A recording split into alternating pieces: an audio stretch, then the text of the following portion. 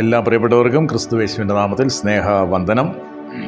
നമുക്ക് വെളിപ്പാട് പുസ്തകം 3-ാം അധ്യായത്തിലേക്ക് 3-ന്റെ 12 നമുക്ക് പ്രാരംഭമായിട്ടൊന്ന് വായിച്ചാം.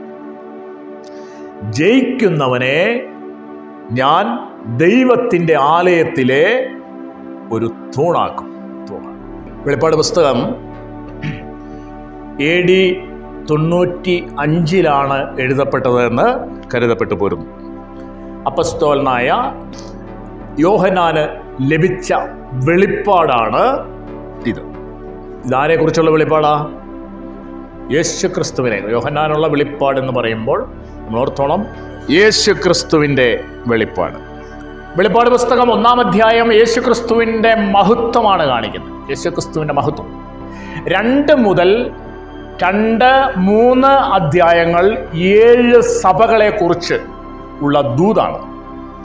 4 മുതൽ 19 വരെയുള്ള അധ്യായങ്ങൾ അത് പരീക്ഷാകാലമാണ്, ന്യായവിധിയിലൂടെ കടന്നു പോകുന്ന കാലമാണ്, മഹോദ്രവകാലമാണ് എന്ന് നമുക്ക് കാണാം.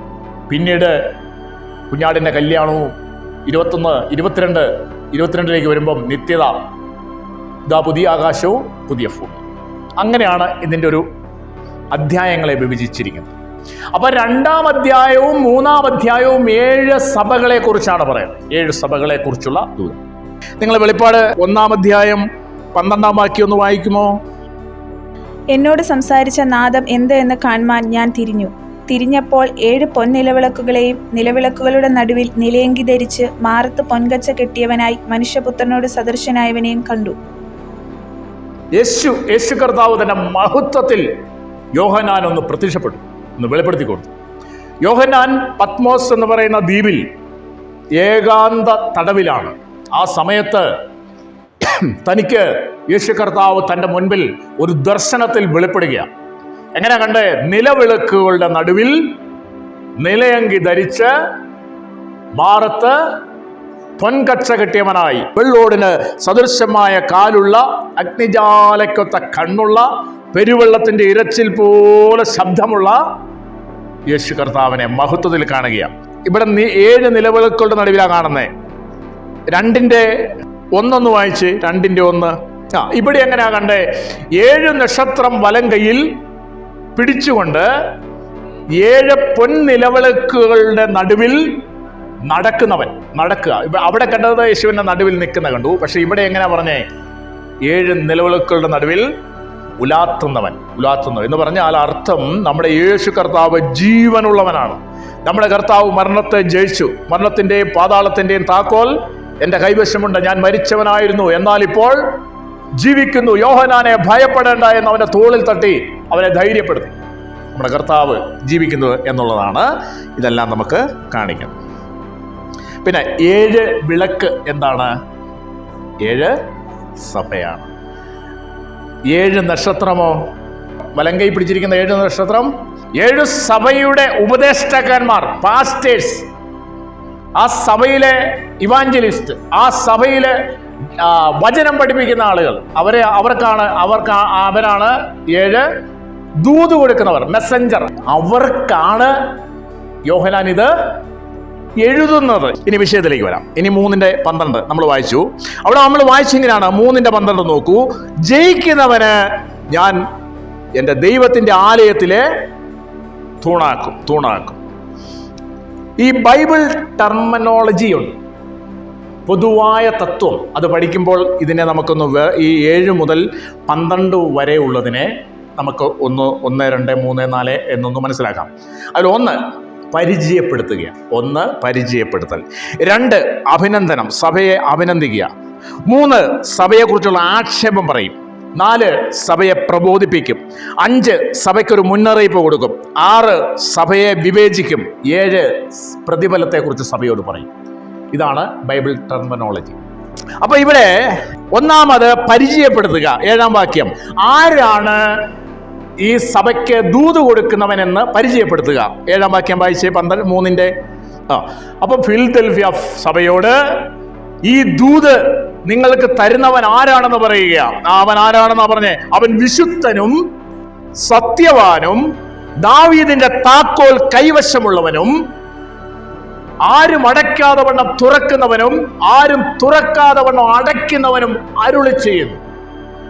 അത് നമ്മുടെ കർത്താവായ യേശുക്രിസ്തുവാണ്. യേശുക്രിസ്തു വിശുദ്ധനാണ്. യേശുക്രിസ്തു നമ്മുടെ കർത്താവ് വിശുദ്ധനാണ്, ശുദ്ധൻ. അതുകൊണ്ട് നമ്മുടെ കർത്താവിനെ കുറിച്ച് ഒരു ഊനവും അവർക്ക് പറയാൻ കഴിഞ്ഞില്ലല്ലോ. കർത്താവിനെ അവരിങ്ങനെ നിരീക്ഷിച്ചു, ടെലസ്കോപ്പ് നോട്ടം നോക്കി. 3.5 വർഷം ശിഷ്യന്മാർ കൂടെ നടന്നു നോക്കി. നമ്മുടെ കൂടെ 3.5 ദിവസം നടന്നാൽ നമ്മുടെ കുറവുകൾ ആളുകൾക്ക് മനസ്സിലാവും.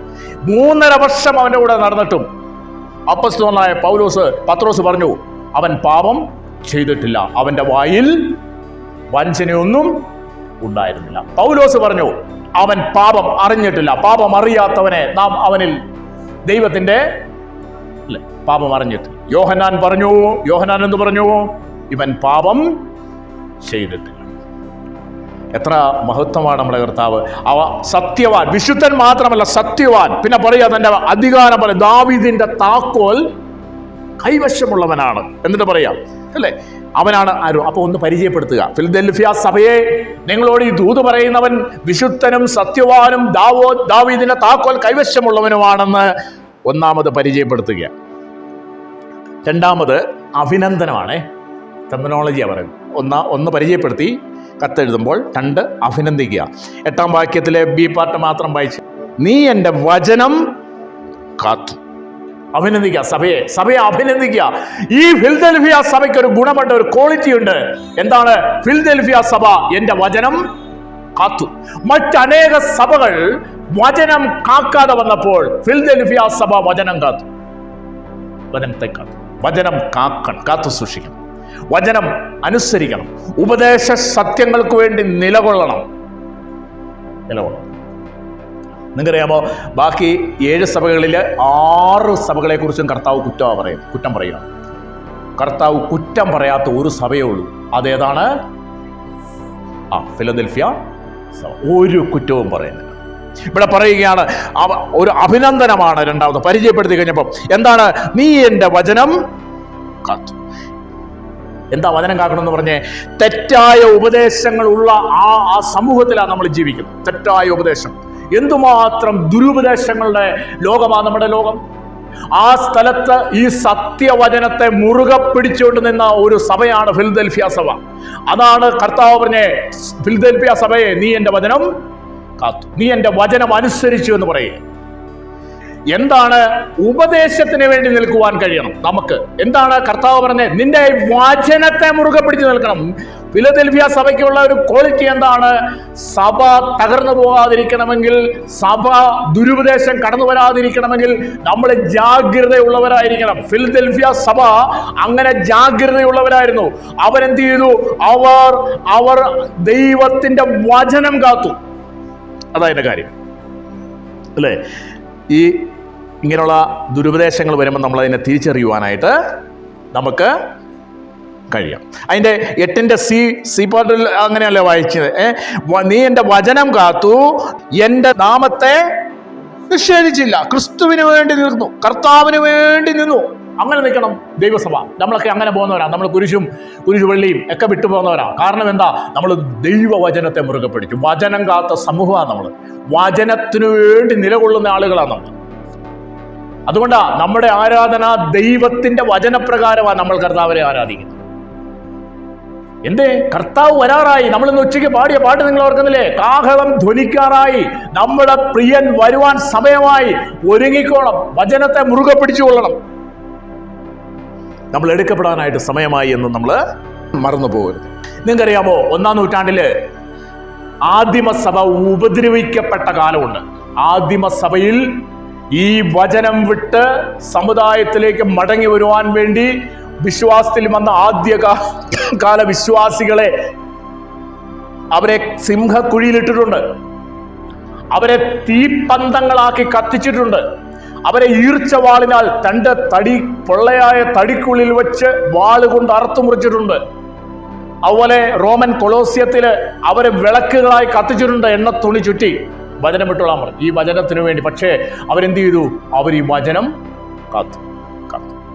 അവർ ഈ വചനത്തിന് വേണ്ടി ഉപദ്രവം സഹിച്ചു, ഈ വചനത്തിന് വേണ്ടി കഷ്ടത സഹിച്ചു, ഈ വചനത്തിന് വേണ്ടി മരിക്കാൻ തയ്യാറായി. നമ്മുടെ ഒന്നാം എബ്രായ ലേഖനമൊക്കെ നിങ്ങൾ വായിച്ചു നോക്ക്. അവിടെ പട്ടിണി, പൈതാഹം, അവിടെ സിംഹക്കുഴി, അവിടെ വാള്, അവിടെ നഗ്നത, ഇതെല്ലാം അവർ സഹിച്ചത് എന്തിനു വേണ്ടിയാ? വചനം കാത്തു സൂക്ഷിച്ചു. അങ്ങനെ സമൂഹമായിരിക്കണം നമ്മൾ, ഉപദേശങ്ങളെ സൂക്ഷിക്കുന്ന ഒരു സമൂഹമായിരിക്കണം അത്. 3-ാം അധ്യായത്തിന്റെ 10-ാം വാക്യം വായിച്ചേ. സഹിഷ്ണുതയെക്കുറിച്ചുള്ള എൻ്റെ വചനം നീ കാത്തുകൊണ്ടതിനാൽ ഭൂമിയിൽ വസിക്കുന്നവരെ പരീക്ഷിക്കേണ്ടതിന് ഭൂതലത്തിൽ എങ്ങും വരുവാനുള്ള പരീക്ഷാകാലത്ത് ഞാനും നിന്നെ കാക്കും. അവിടെ പറയാ, കർത്താവ് പറയാ, നമുക്കൊരു ദൂത് തരിക സഭയ്ക്ക്. എന്താ? നീ എൻ്റെ വചനം കാത്താൽ നിന്റെ പരീക്ഷാകാലത്ത് ഞാൻ നിന്നെ കാക്കും. അതാണ് ദൈവം പറയുന്നത്. നീ ഇന്നെന്റെ വചനം കാത്താൽ നിന്റെ വേദനയുടെ സാഹചര്യത്തിൽ, നിന്റെ പ്രശ്നങ്ങളുടെ നടുവിൽ, നിന്റെ പരീക്ഷയുടെ കാലത്ത് ഞാൻ നിന്നെ കാക്കും. ദൈവം പറയാം. ഇവിടെ പറഞ്ഞ എന്താണ്? എന്റെ വചനം നീ കാത്തത് കൊണ്ട് ഭൂമിയിൽ വസിക്കുന്നവരെ പരീക്ഷിക്കേണ്ടതിന് ഭൂതലത്തിലെങ്ങും വരുവാനുള്ള പരീക്ഷാകാലത്തിൽ ഞാൻ നിന്നെ കാക്കും. സഭയോട് പറയാ, ഫിലദൽഫിയ സഭയെ, മഹോപദ്രവത്തിലൂടെ നിന്നെ ഞാൻ കടത്തി വിടുകയില്ല എന്ന് പറയുക. അപ്പം അവിടെ എന്താണ്? 1 പരിചയപ്പെടുത്തിയെങ്കിൽ 2 അഭിനന്ദനമാണ്. നീ എൻ്റെ വചനം കാത്തു, അല്ലെ? 3-ാമത് അതിൻ്റെ 8-ാമത്തെ വാക്യത്തിന്റെ ബി പാർട്ട് ഒന്നുകൂടെ വായിക്കാമോ? നിനക്ക് അല്പമേ ശക്തിയുള്ളൂ. അത് കർത്താവ് അഭിനന്ദിക്കുക മാത്രമല്ല, സഭയ്ക്കൊരു ആക്ഷേപമുണ്ടെങ്കിൽ അതും പറയും കർത്താവ്. അത് പറയണമെന്നാ ദൂതനോട് പറയല്ലേ? ദൂതനോട് പറഞ്ഞാൽ അത് പറയണമെന്നാ യേശു പറഞ്ഞു. ദൂതനാണല്ലോ ഇത് കൊടുത്ത എഴുത്ത്, പാസ്റ്റേഴ്സിനാണല്ലോ അത്, ഉപദേഷ്ടകന്മാർക്ക് കൊടുത്ത ഒരു കാര്യമാണ്. ഉപദേഷ്ടകന്മാർക്ക്, ഇവാഞ്ചലിസ്റ്റ്, അവർക്ക് കൊടുക്കുക ഈ കത്ത്. എന്താണ്? അഭിനന്ദനം മാത്രം പോരാ, ആക്ഷേപവും പറയണം. ആക്ഷേപം പറയുമ്പോൾ സഭ പിണങ്ങരുതെന്നാണ് പറഞ്ഞത്. അഭിനന്ദനം മാത്രം കേൾക്കുമ്പോൾ സന്തോഷിക്കുകയും, അല്ലേ? അവിടെ എന്താ പറഞ്ഞേ? നിനക്ക് അല്പമേ ശക്തിയുള്ളൂ. അത് നീ മനസ്സിലാക്കണം, നീ അത് സമ്മതിക്കണം. ഫിലദൽഫിയ സഭയെ, നിനക്ക് അല്പമേ ശക്തിയുള്ളൂ, അത് സമ്മതിക്കണമെന്ന് പറയുക. ഏലിയാവിന്റെ പുറകെ പോയി. എലീശ ഒരു കാര്യം പറഞ്ഞു, നിനക്കുള്ളതിന്റെ ഇരട്ടി പങ്ക് എനിക്ക് തരണം, നിനക്കുള്ളതിന്റെ ഇരട്ടി ശക്തി എനിക്ക് തരണം. ഏലിയാവ് ഒരാളെ ഉയർപ്പിച്ചെങ്കിൽ എലീശ 2 പേരെ ഉയർപ്പിച്ചു. ഏലിയാവ് ഒരു നദിയാണ് മുറിച്ച് കടന്നതെങ്കിൽ എലീശ 2 നദിയെ. ഇരട്ടി. നാഥാൻ പ്രവാചകന് ദാവീദിന്റെ കൊട്ടാരത്തിൽ വന്നു. ദാവീദിന്റെ കൊട്ടാരത്തിൽ വന്നിട്ട് ഒരു കഥ പറഞ്ഞു. നാഥാൻ പ്രവാചകൻ പറഞ്ഞു, ഒരു മനുഷ്യന് ഒരു ആട്ടിൻകുട്ടി ഉണ്ടായിരുന്നു. അവൻ ആട്ടിൻകുട്ടിയെ വളരെ ഓമനിച്ച് അവന്റെ മടിയിൽ വളർത്തി. അങ്ങനെ വളർത്തിയ ഒരു ആട്ടിൻകുട്ടിയാണ്. അതിനടുത്തൊരു ധനികനായ മനുഷ്യനുണ്ടായിരുന്നു. അയാൾക്ക് അനേകം ആടുകൾ ഉണ്ടായിരിക്കെ അയാളുടെ വീട്ടിൽ ഒരു വിരുന്നുകാരൻ വന്നപ്പോൾ ഈ ഒരു ആട്ടിൻകുട്ടിയെ വളർത്തിയ ആ മനുഷ്യന്റെ വീട്ടിലെ ആട്ടിൻകുട്ടിയെ പിടിച്ച് അവൻ കറി വെച്ചു. ഉടനെ ദാവീദ് ചോദിച്ചു, ഞാൻ ഭരിക്കുന്ന ഈ രാജ്യത്താണോ അത് സംഭവിച്ചത്? ആരാണെന്ന് ചോദിച്ചു. അവൻ ആരാ അങ്ങനെ ചെയ്ത്?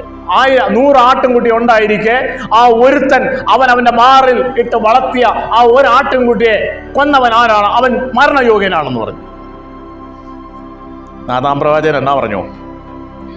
കൈ ചൂണ്ടിയിട്ട് പറഞ്ഞു, അത് നീയാണോ?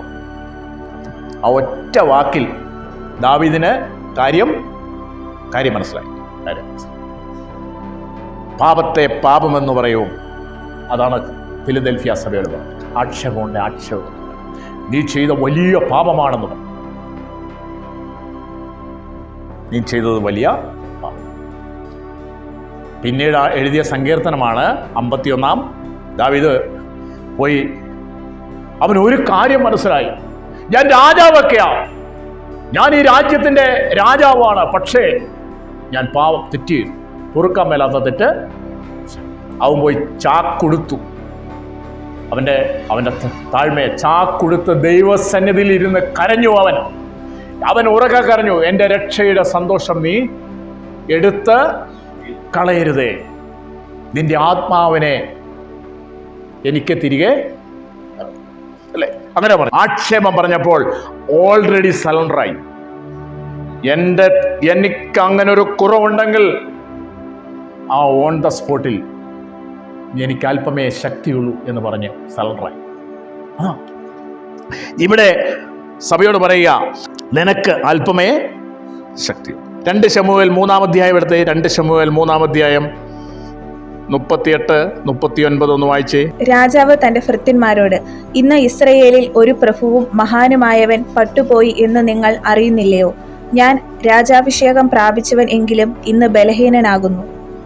ദാവീദ് പറയുക, ഞാൻ രാജാഭിഷേകമുള്ളവനാ, പക്ഷെ ഞാനിന്ന് ബലഹീനനാണ്. നമ്മുടെ ജീവിതത്തിൽ അങ്ങനെ സമ്മതിക്കാൻ നമുക്ക് കഴിയണം.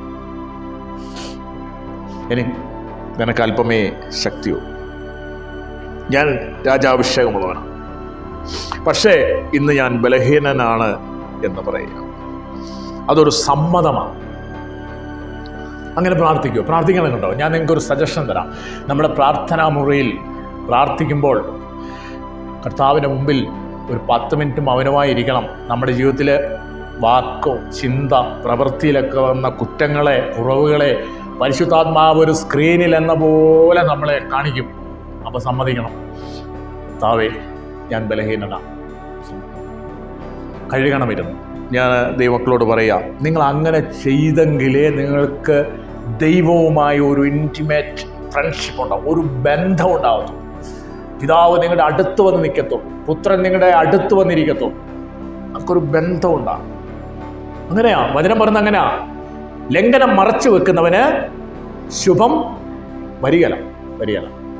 ലംഘനം വരാം. നമ്മൾ മനുഷ്യരാ, ലംഘനം വരുമെന്നേ. മനുഷ്യരല്ലേ. നമ്മുടെ ചിന്തയൊക്കെ നമുക്ക് നിയന്ത്രിക്കാൻ പറ്റുമോ? ഒരു പരിധിവരെയൊക്കെ നമുക്ക് നിയന്ത്രിക്കാം, എങ്കിലും അല്ലേ നമ്മൾ ലംഘനം വരും. പക്ഷേ ലംഘനം മറച്ചു വെക്കുന്നവന് ശുഭം വരികയില്ല. ഏറ്റുപറഞ്ഞ് ഉപേക്ഷിക്കുന്നവനോ കൃപ കരുണ ലഭിക്കും. ന്യായാധിപന്മാരുടെ പുസ്തകത്തിൽ ഒരു മനുഷ്യനെ 16:17 പരിചയപ്പെടുത്താം. ന്യായാധിപന്മാർ 16:17. ശൗരക്കത്തി എന്റെ തലയിൽ തൊട്ടിട്ടില്ല. ഞാൻ അമ്മയുടെ ഗർഭം മുതൽ ദൈവത്തിന് വ്രതസ്ഥനാകുന്നു. ക്ഷൗരം ചെയ്താൽ എന്റെ ബലം എന്നെ വിട്ടു പോകും. ഞാൻ ബലഹീനനായി ശേഷം മനുഷ്യരെ പോലെ ആകുമെന്ന് അവളോട് പറഞ്ഞു. ശിംശോൻ പറയാ, ശൗരക്കത്തി എൻ്റെ തലയിൽ തൊട്ടിട്ടില്ല. എൻ്റെ മുടി മുറിച്ചാൽ എനിക്കെന്ത് പറ്റും? എൻ്റെ ശക്തി എന്നെ വിട്ട് പോകും. പോയി കഴിഞ്ഞാൽ ഞാൻ എങ്ങനെ ഇരിക്കും? ബലഹീനനായിരിക്കും. പിന്നെ അടുത്ത വാക്ക്, ശേഷം മനുഷ്യരെ പോലെ. മനസ്സിലായോ? നിന്റെ ശക്തി ചോർന്നു പോകാതെ നീ നോക്കും. നിന്റെ ആത്മബലം പോകരുത്. നിന്റെ ആത്മശക്തി നിന്റെ നിന്ന് നഷ്ടപ്പെടരുത്. നിന്റെ ആത്മശക്തി നഷ്ടപ്പെട്ടാൽ നീ പിന്നെ ശേഷം മനുഷ്യരെ പോലെയാണ്. ഒരു ക്വാളിറ്റിയും പിന്നെ ഉണ്ടാവില്ല. അത് പോകരുത്. അത് പോകാതിരിക്കാൻ ശ്രദ്ധിക്കണം. ആര് പറഞ്ഞാലും അത് നമുക്ക് സ്വയം ചെയ്യേണ്ട കാര്യമാണ്. എൻ്റെ മനസ്സ് ഞാൻ മലിനമാക്കിയാൽ തീരുമാനം എടുക്കണം. എൻ്റെ കാത് ഞാൻ അശുദ്ധമാക്കിയ തീരുമാനം എടുക്കണം. എൻ്റെ ഹൃദയത്തിൽ കുരികിൽ കൂട്ടാൻ ഞാൻ സമ്മതിക്കുക. പറക്കുമായിരിക്കും തലയ്ക്ക് മുകളിലൂടെ, പറന്നോട്ടെ, അതിനെ തടയാൻ എനിക്ക് കഴിയില്ല. പക്ഷെ കൂട്ടുന്നത് തടയാനായിട്ട് അങ്ങനെ വന്നാൽ പിന്നെ ദൈവമക്കളെ കുറിച്ച് പറയാനുള്ള വാക്കാ. അഭിഷേകമുള്ളവനാ ശിംശോൻ, പക്ഷെ അവന് ശക്തി പോയപ്പോൾ അവൻ ശേഷം മനുഷ്യരെ പോലെ. എത്രയോ കാര്യങ്ങൾ നമ്മളെ ഹൃദയത്തിലാക്കണം. ഞാൻ പറയുന്ന മക്കളെ, എങ്കിലേ നമുക്ക് ആത്മീയത്തിൽ നിലനിൽക്കാൻ കഴിയും. ആത്മീയത്തിൽ നമുക്ക് തല ഉയർത്തി നിൽക്കാൻ കഴിയും. പൗലോസ് അങ്ങനെ ചെയ്തു. കർത്താവേ, എനിക്ക് അല്പമേ ശക്തിയുള്ളെന്ന് പറഞ്ഞു. കർത്താവ് പറഞ്ഞു, നീ പേടിക്കണമെന്ന് പറഞ്ഞു. എൻ്റെ കൃപ നിനക്ക്, നിന്റെ ബലഹീനതയിൽ എൻ്റെ ശക്തി തികഞ്ഞ്. 4-ാമത് പ്രബോധനമാണ്. 4-ാമത് 3-ാം അധ്യായത്തിന്റെ 11-ാം വാക്യം വായിച്ചേ. പ്രബോധിപ്പിക്കുക. ഞാൻ വേഗം വരുന്നു. നിന്റെ കിരീടം ആരും എടുക്കാതിരിപ്പാൻ തക്കവണ്ണം നിനക്കുള്ളത് പിടിച്ചുകൊള്ളുക. കർത്താവ് പറയാണ്. എന്താ പറഞ്ഞേ? He is coming suddenly. ഞാൻ വേഗം വരുന്നു. നിന്റെ കിരീടം ആരും എടുക്കാതിരിപ്പാൻ നീ അതിനെ പിടിച്ചുകൊള്ളും. അത് പ്രബോധിപ്പിക്കുക. നിന്റെ കിരീടം ആരും എടുത്തോണ്ട് പോകും. നിനക്ക് ദൈവം തന്ന രക്ഷ, നിനക്ക് ദൈവം തന്ന രക്ഷയുടെ സന്തോഷം, നിനക്ക് ദൈവം തന്ന പ്രത്യാശ, നിനക്ക് ദൈവം തന്ന വിശ്വാസം, നിനക്ക് ദൈവം തന്ന പ്രാർത്ഥനാ ജീവിതം, നിനക്ക് ദൈവം തന്ന ആ ദൈവിക ബന്ധം, ഇതൊന്നും ആരും എടുത്തോണ്ട് പോകാതെ നീ എന്ത് ചെയ്തോണം? അതിനെ മുറുകെ. 1 തെസ്സലോനി 2:19. നമ്മുടെ കർത്താവായ യേശുവിന്റെ മുമ്പാകെ അവന്റെ പ്രത്യക്ഷതയിൽ ഞങ്ങളുടെ ആശയോ സന്തോഷമോ പ്രശംസാ കിരീടമോ ആരാകുന്നു? നിങ്ങളും അല്ലയോ? തെസ്സലോനിക്ക സഭയോട് അപ്പോസ്തലനായ പൗലോസ് പറയുക, നമ്മുടെ കർത്താവായ യേശുക്രിസ്തുവിന്റെ പ്രത്യക്ഷതയിൽ ഞങ്ങളുടെ ആശയും ഞങ്ങളുടെ പ്രശംസയും ഞങ്ങളുടെ കിരീടവും നിങ്ങളല്ലയോ എന്ന് പറയുക. അപ്പൊ ആരാണ് ഈ കിരീടം? സഭ. അവിടെ കിരീടം സഭയാ. സഭയെ സൂക്ഷിക്കണം. സഭയ്ക്ക് വേണ്ടി നിലകൊണ്ടോണം. സഭയ്ക്ക് വേണ്ടി ജീവിച്ചോണം. ആളുകളെ എങ്ങനെയും പുറത്ത് കളയാനല്ല നോക്കുന്നത്, ഉള്ളവനെ ചേർത്ത് നിർത്തി അവനെ അനുഗ്രഹിച്ച് അവനെ വളർത്തുവാൻ നോക്കണം. കർത്താവിന്റെ വരവിനായി അവനെ ഒരുക്കണം. അപ്പൊ എന്താ പറഞ്ഞേ ഇവിടെ? വെളിപ്പാടി പറഞ്ഞ എന്താ? ഫിലദെൽഫിയ സഭയോട് പറയുക, നിന്റെ കിരീടം ആരും എടുക്കാതിരിപ്പാൻ നീ അതിനെ എന്ത് ചെയ്തോളം എന്ന് പറഞ്ഞാൽ, ഇപ്പൊ നിന്നെ കയ്യിൽ നിനക്ക് വചനം പഠിപ്പിക്കാൻ ഏൽപ്പിച്ചിട്ടുള്ള സഭയുണ്ടല്ലോ, നിന്നെ നടത്തുവാൻ ഏൽപ്പിച്ചിട്ടുള്ള ദൈവസഭയുണ്ടല്ലോ, നിന്നെ പരിപാലിക്കാൻ ഏൽപ്പിച്ചിട്ടുള്ള ദൈവസഭയുണ്ടല്ലോ, അതാ നിന്റെ കിരീടം. പ്രശംസാ ദിവസത്തിൽ പ്രിയൻ വരുമ്പോൾ നിന്നെ ആ വിഷയത്തിലാണ് പ്രശംസിക്കുന്നത്. നീ ആ സഭയെ എന്ത് ചെയ്തോണം? നിന്റെ കിരീടം, ആ സഭ, അതിനെ ആരും കള്ളൻ കവർന്നുകൊണ്ട് പോകാതെ നീ അതിനെ എന്ത് ചെയ്തോണം? മുറുകെ പിടിച്ചോണം. മൂപ്പന്റെ ജോലി, ഉപദേഷ്ടാവിൻ്റെ ജോലി ഏതാ? സുവിശേഷകന്റെ ജോലി ഏതാ? എന്താ നമ്മൾ വായിച്ച 7-ാം വാക്യത്തിൽ ഒരു വാക്യമുണ്ട്. എന്താണ് 7-ന്റെ ബി പാർട്ട് നമ്മൾ വായിക്കുന്നത്? കർത്താവ് ആരാണെന്ന് പറയാം. വിശുദ്ധനും സത്യവാനും ദാവീദിന്റെ താക്കോൽ കൈവശമുള്ളവനും മാത്രമല്ല, ആരും അടയ്ക്കാതെ വണ്ണം തുറക്കുന്നവനും ആരും തുറക്കാതെ വണ്ണം അടയ്ക്കുന്നവനുമാണ് നമ്മുടെ കർത്താവ്. നമ്മുടെ കർത്താവിന്റെ പ്രത്യേകത ഏതാ? തുറക്കുവാനും അടയ്ക്കുവാനും അധികാരമുള്ളവൻ, ദാവീദിന്റെ താക്കോൽ കൈവശമുള്ളവനാണ് നമ്മുടെ കർത്താവ്. നിങ്ങൾ ജോഷുവയുടെ പുസ്തകത്തിലേക്ക് ഒന്നേ. ജോഷുവ 3:13. സർവ്വഭൂമിയുടെയും നാഥനായ യഹോവയുടെ പെട്ടകം ചുമക്കുന്ന പുരോഹിതന്മാരുടെ ഉള്ളംകാൽ യോർദാനിലെ വെള്ളത്തിൽ ചവിട്ടുമ്പോൾ ഉടനെ യോർദാനിലെ വെള്ളം 2 പിരിഞ്ഞിട്ട് മേൽ നിന്ന് ഒഴുകുന്ന വെള്ളം ചിറ പോലെ നിൽക്കും. എവിടുത്തെ സംഭവം ഇത്? മിസ്രൈമിൽ അടിമത്തത്തിൽ നിന്ന് ജനത്തെ, ജോഷുവയുടെ നേതൃത്വത്തിൽ ജനത്തെ അക്കരെ കടത്തുവാനായിട്ട് അവർ യോർദാന്റെ തീരത്ത് വന്നു. യോർദാൻ കരകവിഞ്ഞൊഴുകുന്ന നദിയാണ്. കൊയ്ത്തുകാലത്ത് യോർദാൻ കവിഞ്ഞൊഴുകും. അതിലെ കടക്കാൻ പറ്റില്ല, ഒരിക്കലും കടക്കാൻ പറ്റാത്ത വലിയ നദി യോർദാൻ. അതിൻ്റെ നീളവും വീതിയൊക്കെ നമ്മൾ വായിച്ചാൽ ഇത്ര വലിയ ഒരു നദിയാണെന്ന് നമുക്ക് മനസ്സിലാവും. അതിന് മുൻപിൽ ഈ ജനവുമായി വന്നു നിൽക്കുക. വഴിയില്ല, അക്കരെ കടക്കുവാൻ വഴിയില്ല. 3 ദിവസം അവിടെ ക്യാമ്പ് ചെയ്തു. ആ സ്ഥലത്ത് മുമ്പോട്ട് പോകാനായിട്ട് അവർക്ക് എന്തില്ല? വഴിയില്ല. വഴി തുറക്കുന്നില്ല. വഴി തുറക്കണ്ടേ അക്കരയ്ക്ക് പോകാൻ? ദൈവം പറഞ്ഞു, ഇവിടെ വരാൻ പറഞ്ഞു. യോശുവയെ വിളിച്ചു. യോശുവയുടെ കാര്യങ്ങൾ എങ്ങനെയാണെന്ന് പറഞ്ഞു. പെട്ടകം ചുമക്കുന്ന പുരോഹിതന്മാരുടെ ഉള്ളംകാൽ യോർദാനിൽ ചവിട്ടുമ്പോൾ എന്ന് പറഞ്ഞാൽ ഈ പുരോഹിതന്മാർ ചവിട്ടി മുൻപോട്ട് പോകണം. ഈ പെരുവെള്ളം ഒഴുകുന്നിടത്ത് കാല് ചവിട്ടി മുമ്പോട്ട് സ്റ്റെപ്പ് വയ്ക്കുമ്പോൾ എന്ത് സംഭവിക്കും? മുകളിൽ നിന്ന് വരുന്ന വെള്ളം ഒരു ചിറ പോലെ അവിടെ നിൽക്കും. താഴെ നിന്ന് വരുന്ന വെള്ളം മുഴുവനും ഒഴുകിപ്പോവും. അപ്പം പുരോഹിതൻ എന്ത് ചെയ്യണം? പെട്ടകം ചുമക്കുന്ന പുരോഹിതൻ മുമ്പോട്ട് നടന്ന് യോർദാന്റെ നടുവിൽ നിൽക്കണം. അങ്ങനെ നിൽക്കുമ്പോൾ ജനം എന്ത് ചെയ്യണം? ഈ സൈഡിലൂടെ അക്കരയ്ക്ക് പോകാൻ തക്കവണ്ണം ദൈവം അവിടെ വഴി തുറക്കും. ജനം അവസാനത്തെ ആളും അക്കരെ കയറും വരെയും പുരോഹിതൻ അവിടെ നിൽക്കണം. പുരോഹിതൻ നടുവിൽ നിൽക്കണം എന്ന് പറഞ്ഞാൽ ഈ ജനത്തിന് വഴി തുറക്കുവാൻ അഭിഷേകമുള്ളവൻ, ഈ പെട്ടകം ചുമക്കുന്നവൻ, അവൻ യോർദാന്റെ ആ നടുവിൽ ഈ ജനത്തിന്റെ വഴി തുറക്കുവാൻ. ഇവരുടെ പ്രശ്നം എന്നാ? ഈ ഇസ്രായേൽ ജനത്തിന്റെ മുൻപിലുള്ള പ്രശ്നം എന്നാ? വഴി തുറക്കുന്നില്ല. അക്കരെ കടക്കാനായിട്ട് അവർക്ക് വഴിയില്ല. അവരുടെ മുമ്പിലെ ഗുരുതരമായ പ്രശ്നം അതാ. അപ്പൊ ഈ വഴി തുറക്കണമെങ്കിൽ അഭിഷേകമുള്ളവൻ അതിന്റെ നടുവിൽ പെട്ടകവുമായി, ക്രിസ്തു എന്ന പെട്ടകവുമായി, പ്രാർത്ഥന എന്ന പെട്ടകവുമായി അവിടെ നിൽക്കണം. നിൽക്കുമ്പം വഴി തുറക്കുമ്പോൾ എന്ത് ചെയ്യണം? ജനം ഒരു സൈഡ് വഴി അങ്ങനെ പോകും. നിങ്ങൾക്കറിയാലോ, ഇസ്രായേൽ മക്കൾ മത്സരികളാണ്. ഇസ്രായേൽ മക്കള് മോശ ഒരുപാട് ഉപദ്രവിച്ചു അല്ലേ? മോശയോട് ഒരുപാട് പ്രാവശ്യം മോശ എറിയാനായിട്ട് ഇവരെന്ത് ചെയ്തു? കല്ല് കയ്യിൽ എടുത്തു മോശ എറിയുവാൻ. മോശ അന്നേരം ആരുടെ അടുത്തേക്ക് ഓടി? ദൈവത്തിൻ്റെ അടുക്കൽ. ഇവരുടെ സ്വഭാവം അങ്ങനെ. അപ്പം ഇവരൊരു മല്ലന്മാരാണ്. ഇവരെങ്ങനെ കടന്നു പോകുന്ന വഴിക്ക് കണ്ടില്ലേ, പുരോഹിതനെ നോക്കിയിട്ട് അവൻ്റെ നിപ്പ് കണ്ടില്ലേ, പെട്ടകം അത് ശരിയായിട്ടില്ല, പെട്ടകം പിടിച്ചേക്കുന്നത് ശരിയല്ല, എന്നാൽ വഴി വരുന്നപ്പോൾ അതിലേ പോകണ്ടേ. ഈ ആളുകൾ, ഇസ്രായേൽ മക്കൾ, ഈ പെട്ടകം ചുമന്ന് നിൽക്കുന്ന പുരോഹിതന്മാരെ ഇറിറ്റേറ്റ് ചെയ്താൽ, അവരെ ആ ശുശ്രൂഷ ശരിയായി ചെയ്യുവാൻ സമ്മതിക്കാതെ ഇരുന്നാൽ വഴി തുറക്കുമോ? ഈ ജനത്തിന് പോകാൻ വഴി തുറക്കുമോ? പല വഴികളും തുറക്കാത്തതിന്റെ കാരണം അതാ. ഇവിടെ നമുക്ക് മുന്നറിയിപ്പ് തരിക എന്താ? ഫിലദെൽഫിയ സഭയോട് പറയുകയാണ്, ആരും അടയ്ക്കാതെ വണ്ണം തുറക്കുന്നവനും ആരും തുറക്കാതെ വണ്ണം അടയ്ക്കുന്നവനുമാണ് നമ്മുടെ കർത്താവ്. നമുക്കൊരു മുന്നറിയിപ്പ് തരും.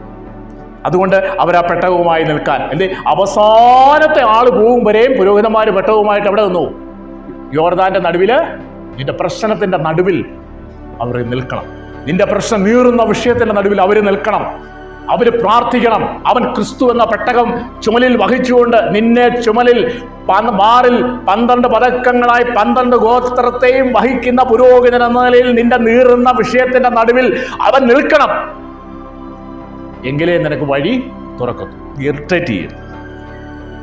നിങ്ങൾ വെളിപ്പാട് പുസ്തകം 3-ാം അധ്യായം 12-ാം വാക്യം വായിച്ച് അവിടെ പറയാ, ജയിക്കുന്നവനെ ഞാൻ എൻ്റെ ദൈവത്തിന്റെ ആലയത്തിലെ ഒരു തൂണാക്കും.